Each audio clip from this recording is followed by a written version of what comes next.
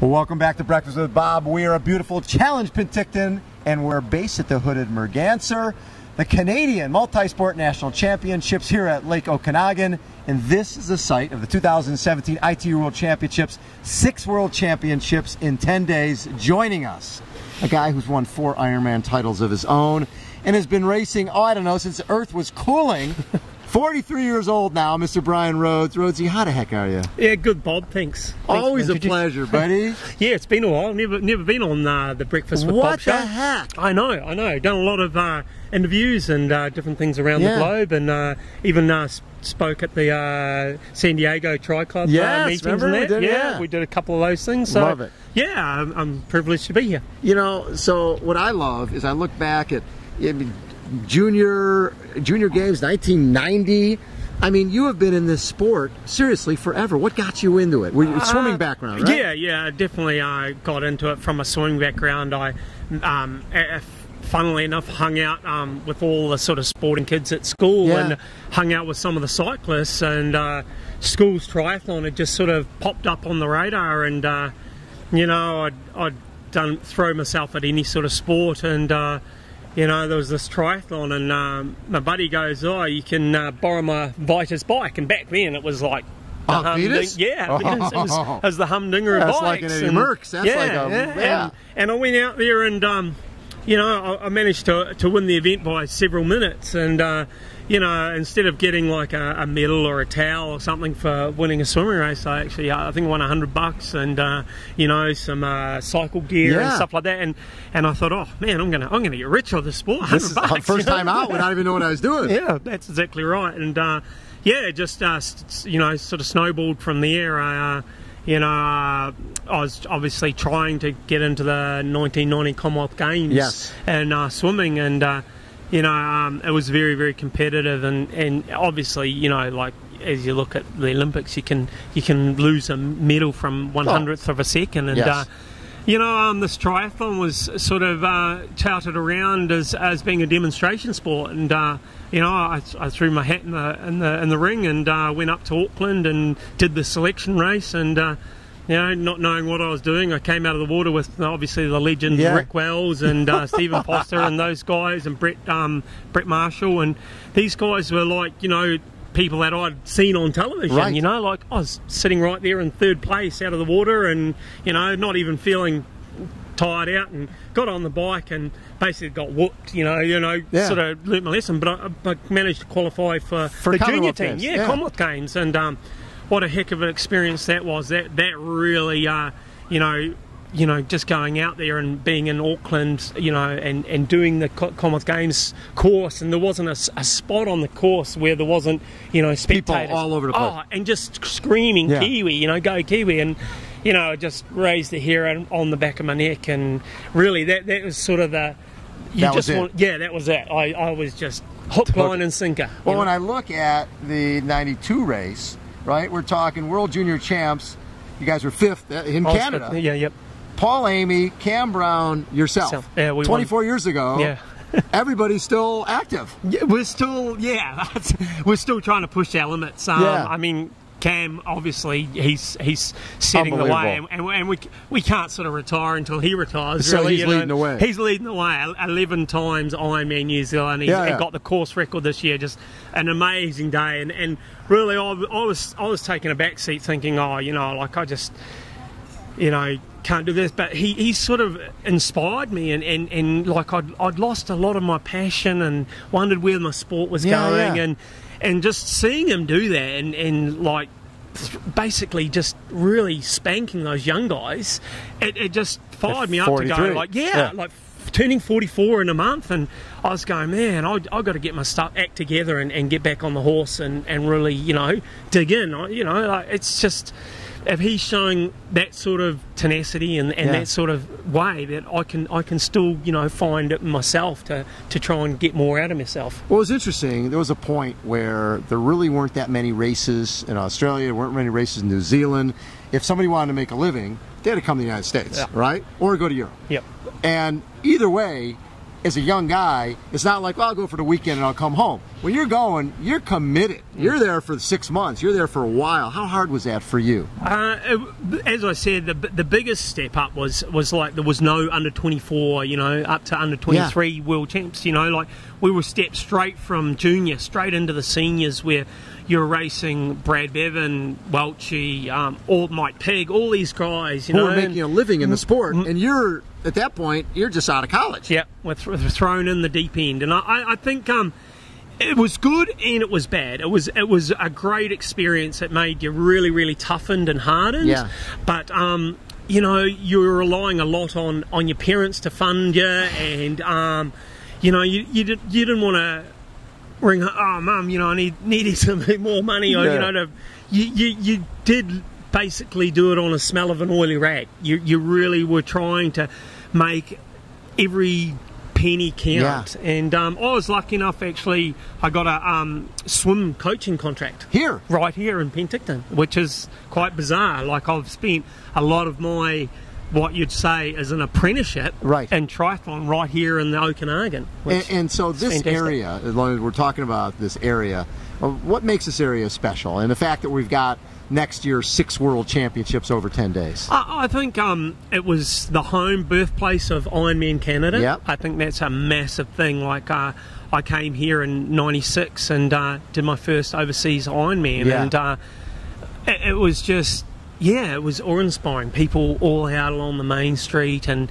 it was just a nostalgic sort of place. And I think, you know, like the whole new sort of movement of the, you know, bringing the world championships here for next year will bring that whole feeling back again, and really get people fired up. I think it's very unique to have the world aquathon, the world long distance, the duathlon, off-road, all of it. It's fantastic. That's amazing. But it sort of shows what is around the Okanagan and what's around the surroundings, that you can run all these events in one location. You know. So you have done 65 full Ironmans in your career, and you mentioned earlier that, you know, in '96 when you first got into the Ironman, you really, there wasn't an in-between. No. You were doing Olympic distance or you're going Ironman. There was no 70.3. At the end of the day, going long that early, was that tough on your body? Oh, it's been incredibly tough. I mean, I'm lucky because I'm a bigger, stronger sort of guy, and I think, you know, I've always managed to do very well, other than those first, like when you look at the first Ironman I did, I raced Ken Glar and just all these guys. You've outlasted them. Yeah, I know. These guys that Tinley. were, all these guys that were like, you know, like they were part of that World Series, you know, and there was only like 5 or 6 Ironmen around those days. Exactly. So you lined up against great, you know, every week. Every time you lined up in an Ironman. So, I mean, you know, I probably didn't really know how to, you know, handle that whole distance. I think I just went balls to the wheel. You know, sort of, I went through massive highs and lows, and I think just being a strong sort of person, a strong sort of athlete, I could manage to get through it. You know, I think if I look back, and if there'd been a 70.3 series, perfect for you, it would have been great. Yeah, it would have been that. You know, I wouldn't have had to jump straight into that iron distance racing. So, and you think about it, the way you swim and the way you ride the bike, you would have to lose yourself a little bit of gap off the bike with people chasing you. That's right. You know, like I'm a strength runner, but you don't want to have to be, you know, like it's that tail end of the marathon that really hurts you. Exactly. You know, with 21k, you can get through. And, you can race that. Yeah, and you see these guys, especially younger guys that have come up from that ITU or a short course background, and they can do quite a number of 70.3s, and they're not taxing the system. Whereas you just can't do that in Ironman. You got 2 or 3 really good ones in a year, and you know, like it's all eggs in one basket, and you just can't have anything go wrong. Right. What keeps you in it? I mean, like you said, you're 43. You've been doing it since 1990. Well, 1990 was the first Commonwealth Games.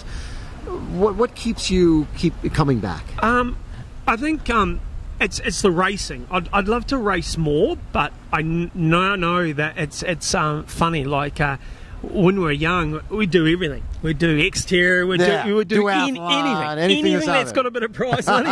We'd throw a hat in the ring, you know. But now I find that I can only put all my eggs in one sort of yeah. basket. You know, you can't dig into your resources as much as what you used to be able to. My recovery's just really not there, but my passion is there. Like, I'm still super passionate about the sport.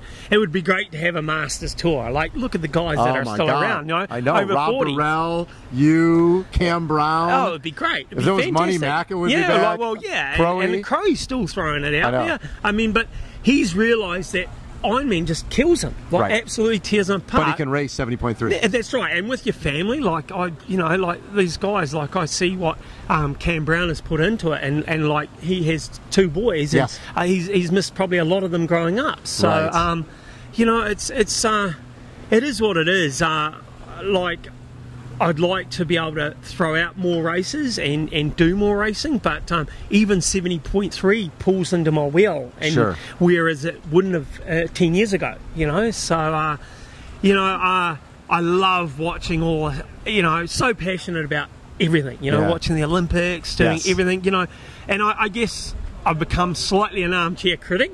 But I remember what I used to be able to do in training to what, you know, and nowadays the technology is so far superior. You can be a lot more efficient. Massively. We just used to go out there and beat each other up. You know? Everybody who's following Molina was doing 40 hours of training a week, so that's what we got to do. He's the best. I mean, that's the funniest thing, like you say about Molina, like with that 92 Worlds, I went over and I was lucky enough, privileged enough to be spending a bit of time with Scott Molina and Aaron Baker. Yes.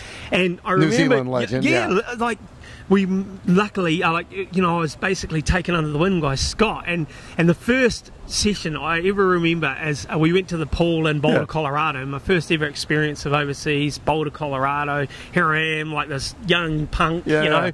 He knew what sort of swimmer I was, and he goes, takes me to the pool, and here's Mark Allen, and you know, Dave Scott's over in the lane, and I'm just like going, wow, here I am with the people I see in magazines and read about, and Malene goes, get in there and kick this old bugger's ass. You know, he's talking to Mark Allen, Dave Scott. He goes, get in there and destroy them. Yeah, and so here I am jumping lane, and I'm like, man, like Mark's going, oh, here you're pretty, you know, lets me go, and I do my thing, and you know, get a huge amount of respect from Mark Allen, but you know, like here I am swimming in the lane with Mark Allen. It's like, man, I wouldn't have even, you know, dreamed of this. This is like just total dream come true, and I think that's really another thing that really ignited the spark to really go, hey, this would be so cool to be able to do as a living, you know, or a job at least, you know, give it a go. Are you surprised that you're still doing it and making a living? Well, I wouldn't say I'm making a living, but I'm still surprised that I can actually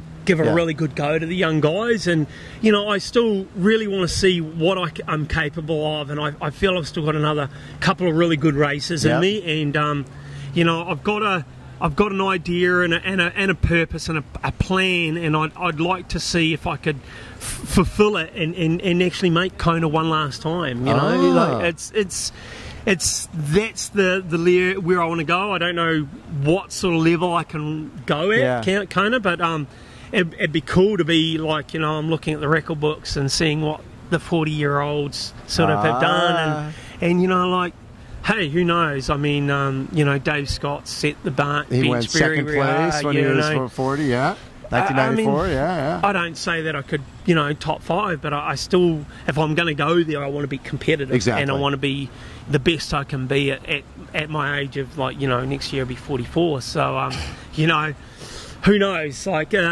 we'll take it step by step and see how I go, and these races like this weekend is important stepping stone to see where I'm at with a lot of young guys that are going to throw it in the ring and their hat in the ring. So when you look back, what do you consider your best race, the race that maybe meant the most to you? Well, definitely the first ever Ironman win in Malaysia when I was actually 28 years old. It was actually raced on my birthday. And you know, I had Lothar Leder, the guy that had first guy to sub 8. First guy to go sub 8, and he wasn't coming there for any picnic, you know, and I'd put in a lot of work, and you just never know. Like, even coming off the bike, I think I was 8 minutes ahead coming off the bike, and you know, running scared. Yeah, I was running scared, massively scared, because those guys had run in a group, like Reynard Tussing, and I'd even known this guy, South like Africa, Reynard.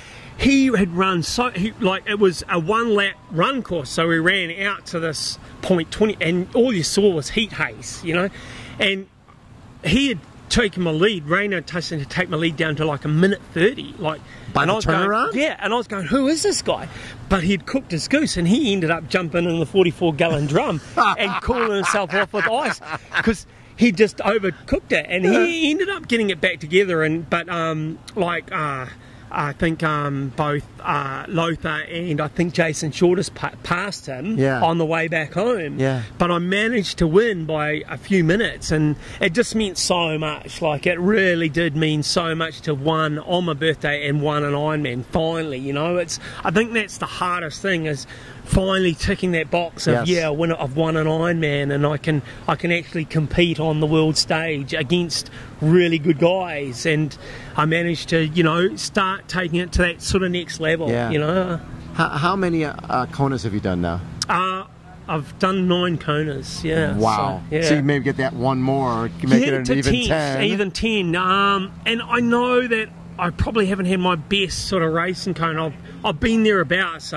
A lot of times, like, it's completely different now with the pro wave. Like, you know, I used to come out. I think I came out of the water 3 times behind Jan Severson. Well, the guy was top 15 in the world at 1500 meters. Right. So, I mean, you know, it sort of takes that nostalgia away. I would have been the first pro. He was, you know, the age group has started with us. An age group, so, you know, like, I mean, the guy's a phenomenal fish, and, you know, I was still classed a really good swimmer. But, you know, like, I get 40 seconds on my main sort of competitors, like, so the other pros, but Jan Severson would have a minute or 2 minutes on me out of the water. So, you know, I just want to, basically, if I'm going to go there, actually, you know, really put it out there and still hopefully be against those sort of old boys like, you know, Enakolanos, some of the older crew, you know, I mean, you know, Potts is still pushing the boundaries. You know, he's not getting any younger, but he's still really throwing down out there. So, you know, that is my whole, you know, a year plan. I've got to put it as a year plan because it'll take that long. What is it about this sport? Because you've been there, just watching, you know, going to the Olympics for the first. Oh, and then had you thought about that when Olympics was announced in I think around 96, and it was going to be in the Games? Was that because you did the Ironman that year, a couple of Ironman that year? Did you, with the draft legal, was that discouraging to you to go into the Olympics? Yeah, it definitely did take away my strengths of just swimming, biking. But I did actually have a good nudge at 1997. I thought, right, if you're going to, you know, sort of have a look, you've got to put it out there and see how you go. And I actually placed a couple of top 10s in World Cup races and managed to qualify for the elite men's team for the 97 Worlds in Perth. And I went over there, and we'd started to get a little bit of funding. Like, I think we got a little bit of travel money and a little bit of help. I think our accommodation had got paid for the Perth Worlds, and you know, obviously that's sort of where Chris McCormick won the world title. And, you know, I didn't go very well, and, you know, me and Craig Watson was sort of tailing Kiwis, and you sort of look back and go, I think you put everything into just qualifying for Worlds. It's so much, you know, you got to have a really good team behind you, and I just realised I just wasn't quick enough, you know. And you know, as I said, I floundered around, and Craig Watson really actually dug in and lifted himself up to that next level, and he qualified for Sydney 2000. And I mean, our team was Hamish Carter, Craig Watson and Ben Bright, who had been transferred from Australia. Even though he was born Kiwi, he'd raced so much of his life in Australia. So you know, the game had definitely changed. It definitely stepped up a notch, but I think it wasn't until Olympics 2000 that we really saw the Olympic triathlon really take off and become a world-renowned and world sport. Like, and then and a separate sport, to a certain degree. And you know, I look at our program and how New Zealand and Australia were the world dominant forces. Maybe Great Britain had sort of always thrown its hat in, but we were the dominant nations. And then, like, since after gold and silver that Hamish and Bevan did, we're sort of falling away.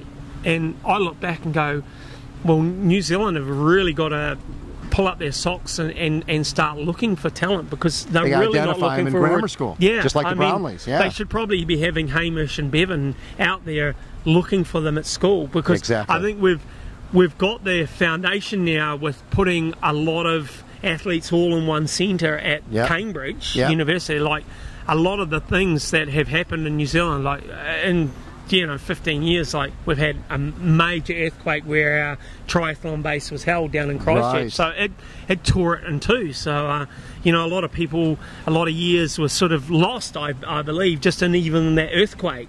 So it's just been really opportunities lost since the Athens Olympics, where we got gold and silver.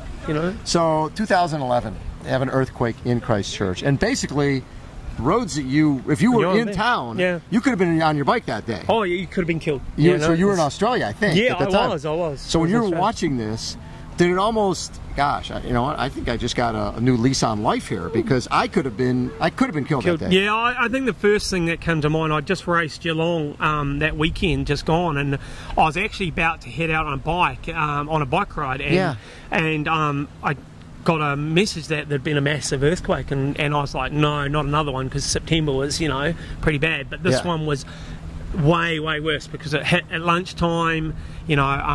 People were just out getting food and stuff like that, and instead of going for a bike ride, I turned the TV on, and I actually just sat there and just like I was trying to get a hold of my family. I couldn't get a hold of anyone because the phone lines, everything was down. Your brother's house was destroyed. Yeah, like I just didn't know what was going on. Like all I could see was what they were showing, and they were showing live television pictures on Australia, and they streamed it 24 hours. Like I basically couldn't pull myself away, and I finally, about 4 or 5 hours in, I got a hold of my parents, and they said no, everyone was right.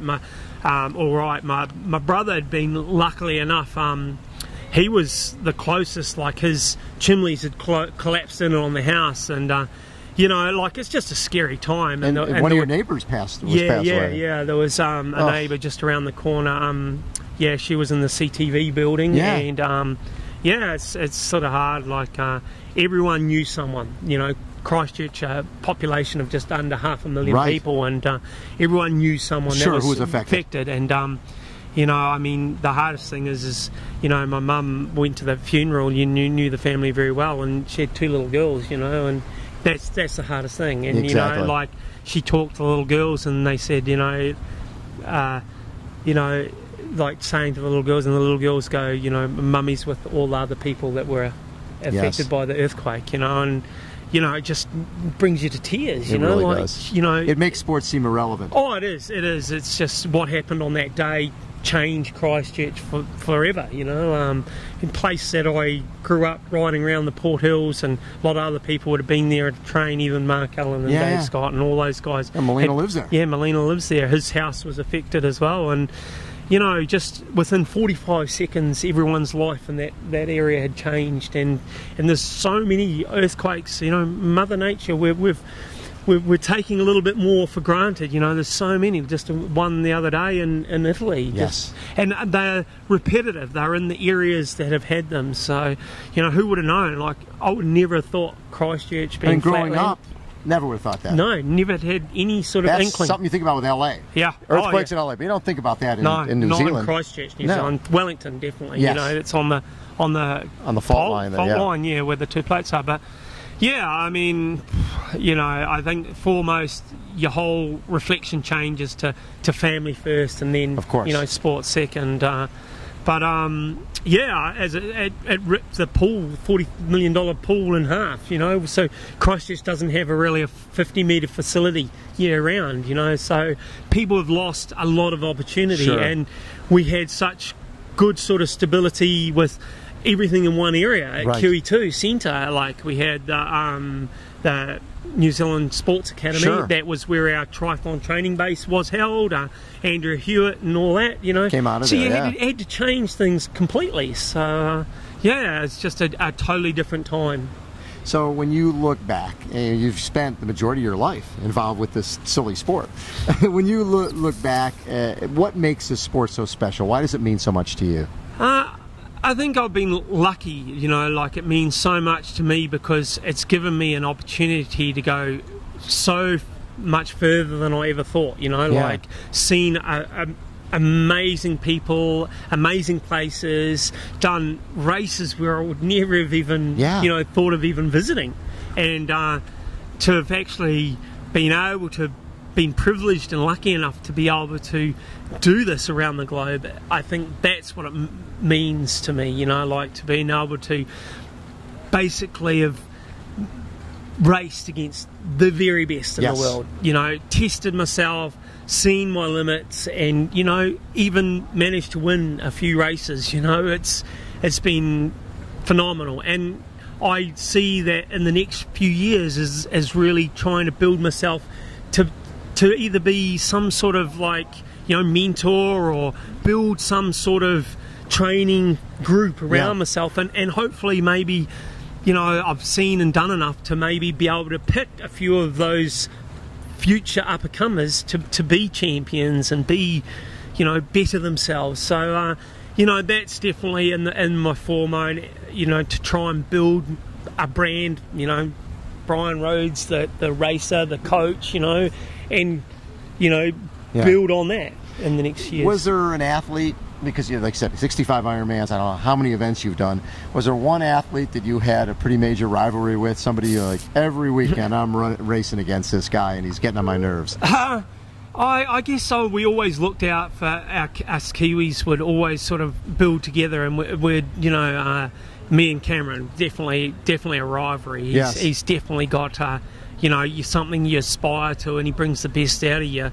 And you had guys like Peter Clote, you know, and then, you know, just guys that come through. We'd have Brett Foster, great swimmer, you know, and now we've got Dylan McNeice. And guys that you just really look to, you know, you're always willing to give a little bit of knowledge, you know. And like when I moved up to Taupo, I moved to Taupo for other reasons, and Bevan Doherty, I never ever thought he'd make much of a triathlete. Really? You know, I'd lap him in 200s in the pool, you know.